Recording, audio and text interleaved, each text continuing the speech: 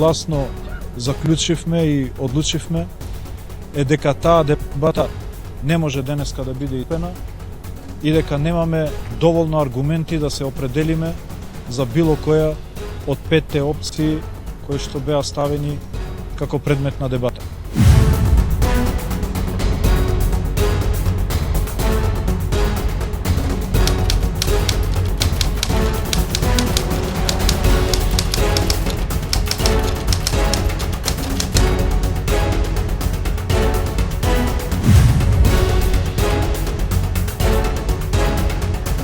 Очекувам Ѓорги Иванов да ми го додели мандатот за формирање на нова влада на Република Македонија.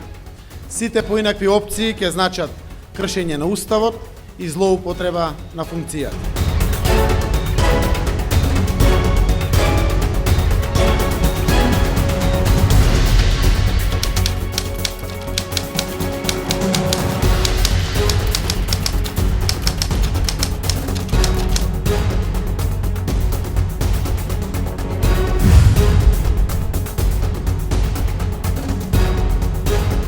Не може никој да обезбеди парламентарно мнозинство. Председателот тогаш ја известува јавноста, нацијата, собранието. Нема парламентарно мнозинство.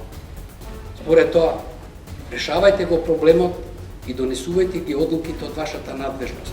Тоа е доказ дека постојниот пратенички состав, овој сега што го имаме од овие колку легислативни партии и коалиции, не е способен да формира влада.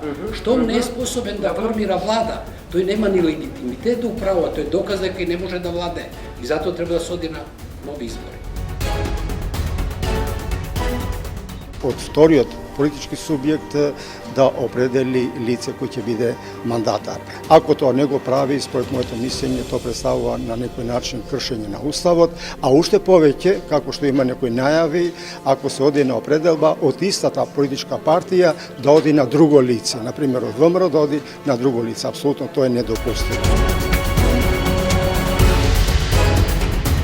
Зоран Заев има опција друга. Може во меѓувреме во текот на неделата да собере 61, да свика собрание. Да. И во собранието да бира председател на собранието. Тоа веќе во исто време потврдува дека има мнозинство и мандатот веќе го има. И како мандатор ќе формира Да го влада. прескокне Иванов практично. Да го прескокне, ако дозволи да го прескокне.